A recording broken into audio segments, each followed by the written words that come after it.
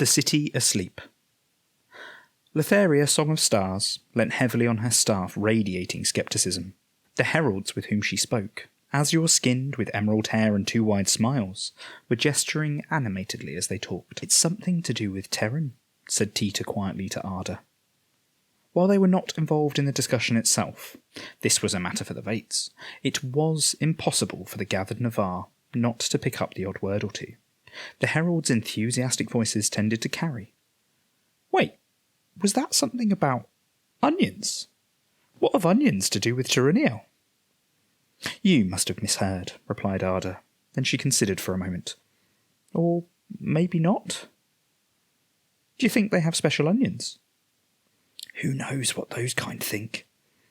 Tita realised she was whispering, but there was no chance the heralds would hear what she had to say. They were too busy talking over each other in conversation with Letharia, Song of Stars, and Wildest Longcloak. Tita glanced back at the wagon they had dragged in with them. It contained something large, covered with a sea-green tarpaulin and secured with thick golden ropes. She idly wondered how half a dozen heralds had managed to get it through the forlorn-infested woods of black boughs to the Broch. And then she remembered that Arda had said something about an escort. She glanced over to the weighhouse, where a Dornish banner hung slightly incongruously in the mid-afternoon sun. Her speculation was interrupted by a sudden cheer and the sounding of a horn. Her instincts, still on edge from her recent patrol, caused her heart to pound, and it was all she could do not to drop into a crouch and prepare to fight. The heralds were celebrating. Wildest Longcloak shushed them, and they started apologising in very loud voices, beaming all the time. Letharia, Song of Stars, addressed the gathered Navarre, her voice pitched to carry over the noise the heralds were making.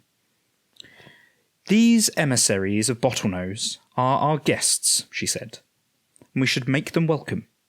They have brought a marvellous treasure with them, and if it does what they say it does, I would very much like to speak to any brands who have time to discuss the matter with me. She paused, and a number of complex emotions warred on her face. We are also going to need quite a lot of onions. She spoke as if she did not quite believe what she was saying. And also as much garlic as we can muster. She looked at their blank faces, and immediately her expression became stern. You heard what I said. I'll explain to the brands, and then we need to start making preparations. I think we are about to have a great many visitors. Overview. During the summer solstice, the Empire undertook a number of dangerous operations and adventures, the raid on Scalan, the attack on Chaloncio, and especially the installation of the Red Iron Door. Furthermore, the Senate approved the establishment of the Greenwood Market in Dawn, intending to support adventurous knights exploring the green and terrible depths of Broceliande. This demonstration of the Empire's adventurous spirit has attracted the attention of Queen Rhiannos, the Regent of the Eternal Sea. While they are most often associated in the minds of Imperials with the ocean, their real interests lie in encouraging adventure, risky endeavours, and excitement. Signs of Rhiannos's increased interest in the Empire have been apparent for a while. They very nearly won the patronage of the Icy Crag. They offered to sponsor Dornish champions on dangerous quests, and they apparently are even interested in offering their favour to the Eastern Sky. But a fortnight before the autumn equinox, the heralds turn up simultaneously across Highguard, Dawn, and Navarre, bringing news from Foam Follower of a most ambitious proposal. The Cauldron of Gold. Rhiannos proposes a grand adventure, delving into the depths of Broceliande and attempting to reach the heart of the ancient city of Tyranniel itself. Rhiannos has in their possession a cauldron of gold that grants whoever drinks from it the unassailable vigour of youth. According to the herald, Rhiannos was given the cauldron by a mariner on the Sea of Fate who took it from the Isle of the Doomed, the last inhabitable island before the sea plunges off the edge of the world. Given that everyone knows the Earth is round, this is either a metaphor, a strange location in the Summer Realm, or a preposterous story.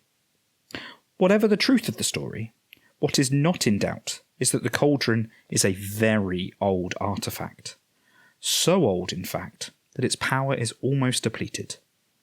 Bottlenose intends to offer its magic to the Empire for a last hurrah, one final opportunity for an extraordinary adventure before its power is finally gone. According to legend, anyone who consumes a bowl of food prepared in the Golden Cauldron, onion soup is traditional, gains an overwhelming sense of their own immortality. While this is arguably quite a dangerous quality, the boon also grants protection from all venom, infection, and sickness, and, according to the Regent of the Eternal Sea, that includes the horrible effects of the Valorn miasma. Thus, Queen Rhiannos proposes to place the Golden Cauldron right at the very centre of the newly commissioned Defence of the Broch, the fortified steading in Black Boughs in Broceliande. The cauldron is not to be used by the Empire's armies. Rhiannos has no time for those who simply follow orders, but every heroic band of soldiers in the Empire is invited to come to the Broch so that they can take part in a grand adventure and delve the depths of the darkest forest of the world. Once they have consumed the cauldron's bounty, Bottlenoses' heralds will join them in finding a way to the very heart of the Valorn. Rhiannos will accept nothing less than a mighty quest right to the very heart of Broceliande, to explore the ruins of the city of Turuniel itself. Danger and reward. The Golden Cauldron provides a unique opportunity to press into the Valorn without being harmed by its venomous miasma. The Explore the Heart of Turuniel action will be available in the Independent Action drop-down. Military units that take part will receive special rewards in place of their usual production. Military units who wish to participate in Rhiannos' grand adventure will find the Explore the Heart of Turuniel option on their Independent Action drop-down. Enchantments that support independent action, such as Shroud of Mists and Shadow or Merciless Wrath of the Reaver, will increase the effective strength of a military unit taking part in this action. Rather than their normal production, military units that participate in the grand adventure will receive specific rewards. A standard military unit will receive 4 random measures of forest resources and 6 random herbs. An upgraded or enchanted military unit will receive proportionally more. There will also be additional rewards for some or all of those that take part. The more military unit strength assigned, the greater the rewards. For every full 5,000 strength assigned to support Explore the Heart of Turuniel, every military unit will receive an additional random forest resource and an additional random herb. These represent treasures taken from Valorn-infested areas, seized from the Druge, found in ancient ruins, or gathered by the side of monster-haunted lagoons. In addition to the individual rewards, a pool of bourse resources will also be created that will be shared randomly amongst all military units. Who is lucky enough to grab a bourse resource will be entirely at random. Some citizens will get lucky, and some won't. Every full 5,000 strength assigned will add 5 wains of weirwood and 2 rings of ilium to the pool, to a maximum of 50 wains of weirwood and 20 rings of ilium. There are great riches in Broceliande that have been untouched since the fall of Turuniel, and this grand hall represents that. Finally, at certain thresholds, additional rewards are available. Some will reward every military unit, and some will be assigned at random. One special reward will be relics taken from Valorn-infested areas. These will be unique ribboned items distributed at random. We won't be providing the fizz reps for these items. That will be up to the player character. These won't be powerful artifacts. They're much more likely to be expired magical items or objects of archaeological or historical interest. If you've received one, you will be able to see the ribbon in your inventory when downtime is processed, and it will tell you what kind of item it is so you can source a fizz rep. The Shadows of the Black Boughs. The results of the special action will depend on the total military strength assigned. This adventure ought to be certain death, but the Cauldron of Gold provides protection against the Valorn miasma, as well as green lung, parasitic infections, venomous stingers and bites, and so forth. In addition, Broceliande is still under the effects of the powerful winter curse Wither the Seed, which makes the Valorn itself sluggish and slow to respond. While the opportunity to attack dark ranging is no longer available, the Valorn of Broceliande has not yet recovered to full strength since the recent business with the heirs of Turuniel. As a result, such an attack might just be possible, assuming that those who are interested can gather significant support. This adventure of Rhiannos's is not a simple proposition. The Valorn of Broceliande is the largest outside of Vizcomo in Axos, and the entire sweeping forest, apart from Borsdell and Alariel, is infested to a degree that absolutely dwarfs even the Valorn of Liathaven. It is the most powerful Valorn in the vicinity of the Empire by a considerable margin, and the risks involved are considerable. But, according to Rhiannos, that just means the rewards will be all the greater. While Rhiannos' heralds don't know where they're going, that would take all the suspense out of it, apparently. By their very nature, they have an instinctive sense of where really grand adventures are to be found. With their assistance, the Empire, they are certain that they will be able to guide the Empire's heroes from one extraordinary adventure to the next. Into the Hungry Forest. The success thresholds on this action are larger than they have been on earlier downtime actions, partly because we've standardised the reward pool at 5,000 strength increments, and partly because the adventure into the Valorn areas requires very high numbers to be absolutely successful. In character, this represents the dangers involved. Out of character, it is a reflection of the fact that as game grows in size, there are many more military units available to players, as well as forests and mana sites that can function as military units with the right magic. Less than 5,000 strength. The adventure will barely get started. While some brave adventurers turn up to the Brock to take part in the grand adventure, there are simply too few people to make the endeavour a success. The last magic fades from the Cauldron of Gold. There are some glorious fights with orcs and Valornspawn, but ultimately, nothing of significance is achieved. At least 10,000 total strength. Broceliande is secured. The explorers have a series of adventures in Broceliande. The remaining Druge are cleared out of northern Broceliande before they can cause any problems. The borders of Borsdell and Alariel are secured, and watchers established to warn of any attempts by Malum orcs to sneak across them. The Navarre are able to secure routes between the steadings, ensuring that everyone who needs to do so will be able to reach the sanctuary of the Brock, or the safety of Borsdell or Alariel in a pinch. In the process, the adventurers will have many encounters with Valornspawn husks, who will have to be dealt with. In the process, they will be able to recover historical relics from Imperial heroes lost in the woods. 10 characters selected at random will receive relic ribbons, items associated with Imperial explorers and adventurers lost in Broceliande, especially Highborn, Dornish, and Navarre. 10,000 to 20,000 strength. Husks and heirs. The adventurers will uncover the hidden and abandoned heirs of Turaniel base in Broceliande.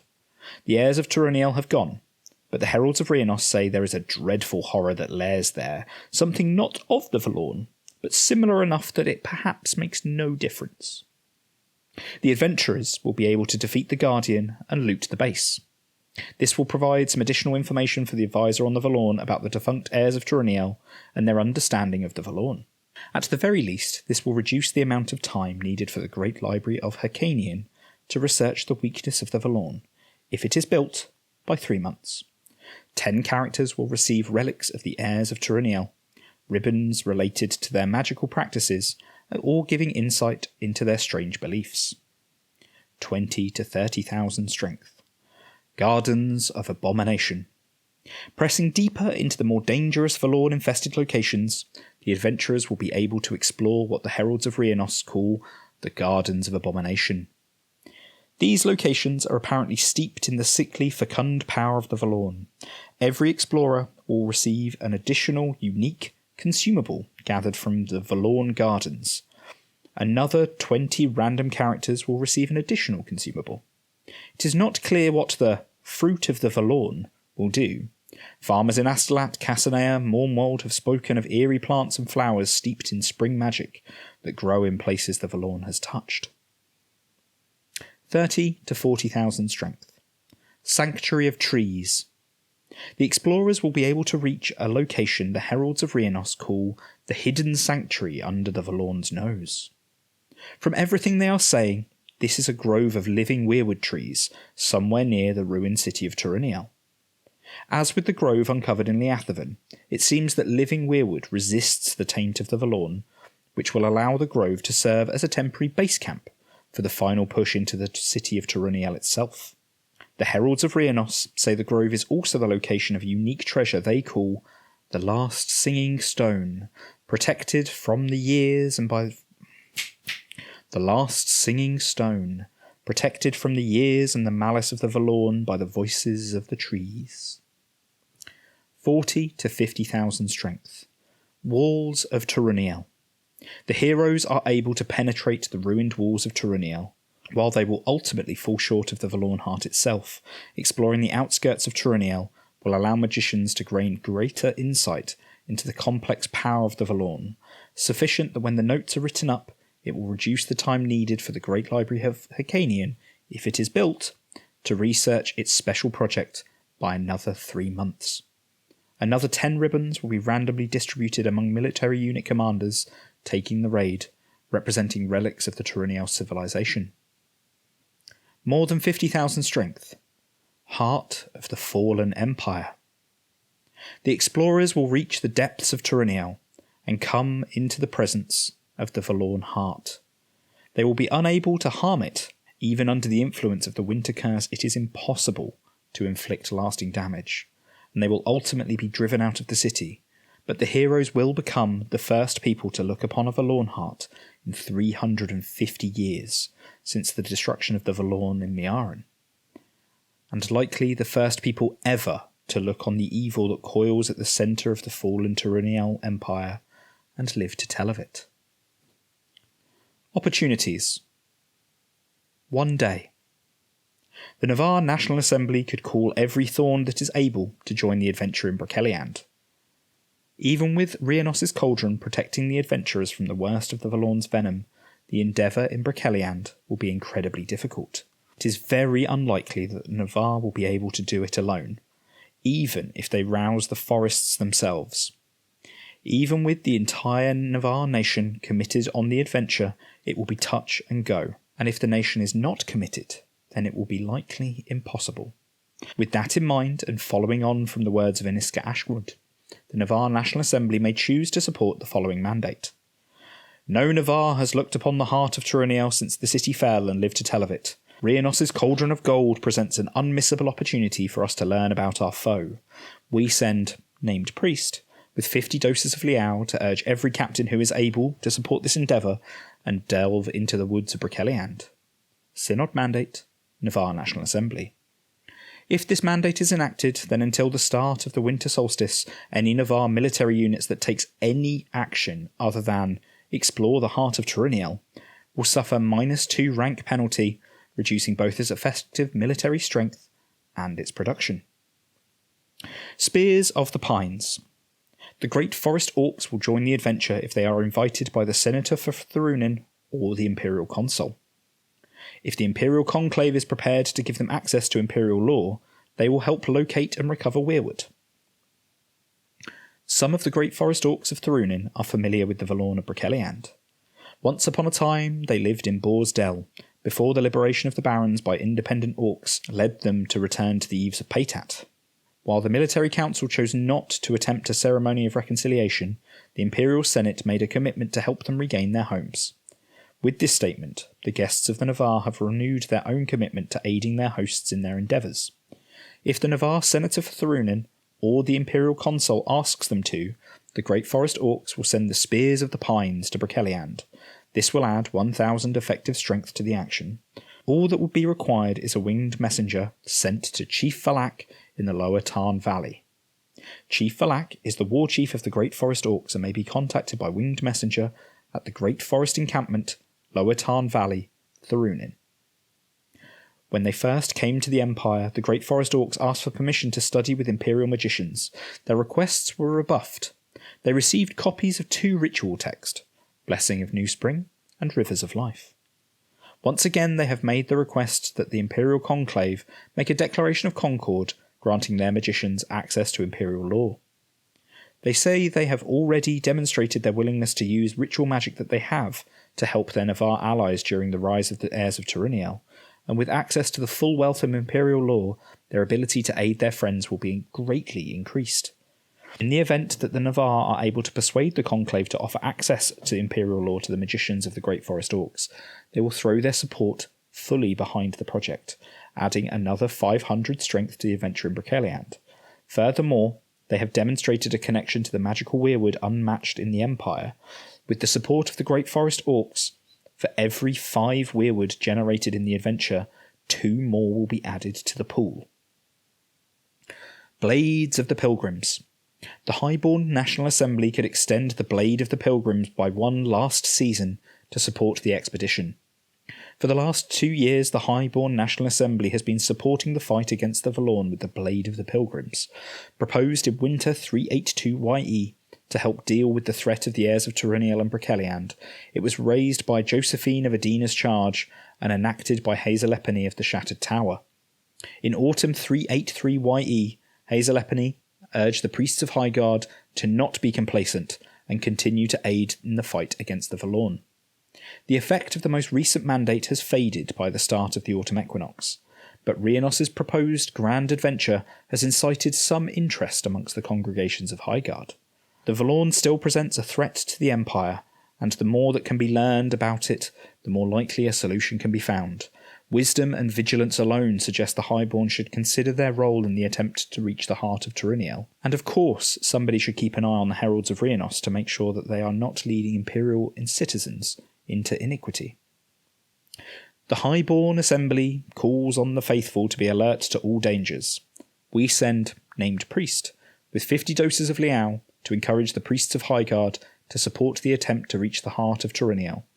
Let us uproot this danger before it overwhelms us all. Synod Mandate, Highguard National Assembly. If this mandate is enacted, then the Blade of Pilgrims will be drawn for 1 final season.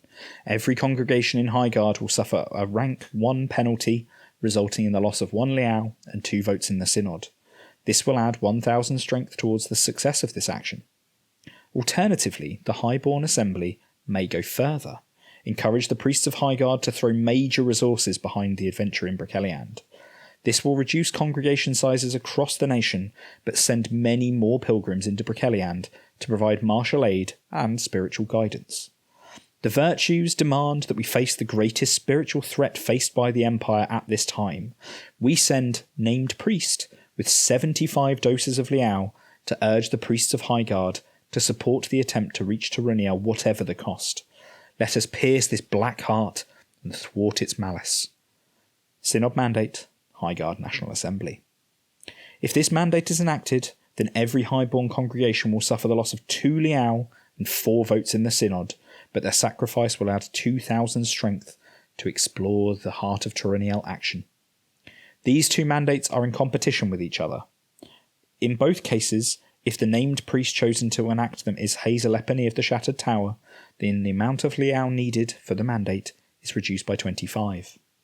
In many people's minds, Hazelepony is intrinsically linked with the idea of the Blade of the Pilgrims. Greenwood questing. Construction of the Greenwood Market and Greenwood Manor has just been completed. Some Dornish knights may wish to adventure independent of Rhiannos. Those knights who join the adventure will receive a bonus rank for determining strength and rewards.